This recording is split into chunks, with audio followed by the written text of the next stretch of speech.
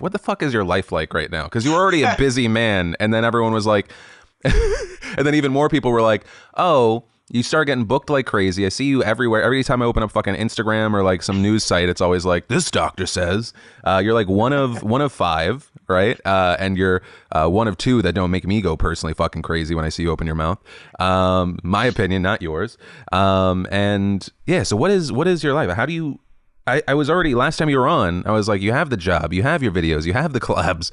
How the fuck are you adding stuff on top of that? Especially at a time where It's so I funny. don't want to get out of fucking bed to do what I was already doing in the first place. Yeah, like when I was on your podcast, I thought I was busy, and now it's somehow gotten even more crazy. And I think this is actually a really good visual representation of what my life is like now. I'm a physician that's in a backwards hat, wearing glasses with YouTube merch on, and I think this is what my life is like right now, with diplomas behind me. Yeah, you got a So little bit of I'm everything. trying to mix it up, but at the same time, take care of myself and get some rest and stay focused with everything that's going on. I mean, I'm still taking care of patients. I'm just not going into my practice. We're doing virtual visits. Like tomorrow, I'm working all the morning until the afternoon, seeing patients, and then yeah, putting out content as much as I can. Because Phil, there's so much nonsense out there. I mean, you know it, I know it, but wow.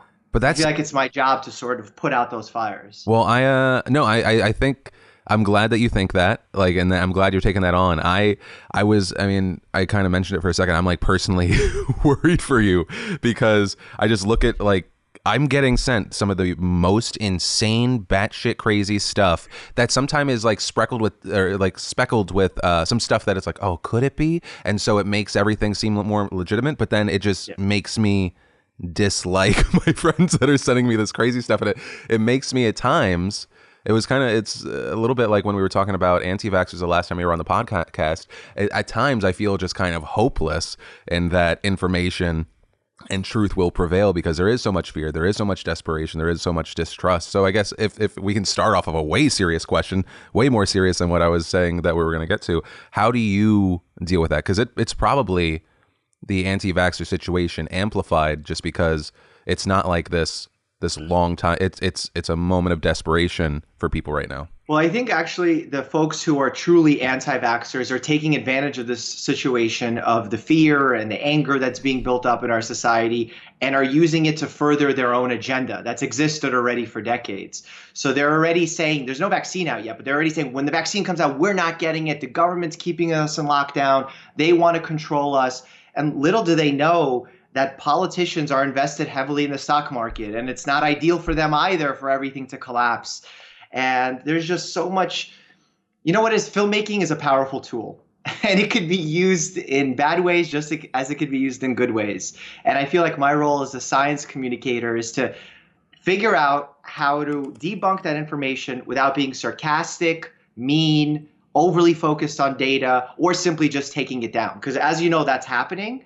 But sometimes I feel like these takedowns can happen so abruptly that it gives even more credence to the message that they're putting out. Well, because anytime it's like, because that's always been kind of the issue is it's like, okay, how do we how do we battle misinformation where one, it's not taking down a bunch of other shit that's not even like that's borderline or even further away, and then that's also part of the problem is when you remove stuff, it becomes a bigger topic of conversation because people don't see it as like oh, you're trying to stop blatant misinformation. And I'm using this in no specific, and this is kind of more of a broad setting.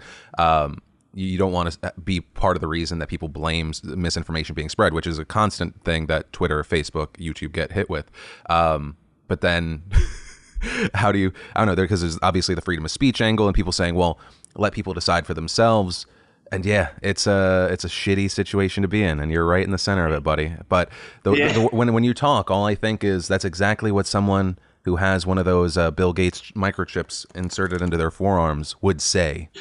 That's what I was telling people. They were like, "Mike, that's it. I'm not interested. You've lost my my subscribing." And I'm like, well, you know, the WHO has been paying me off so much. Can I buy it back?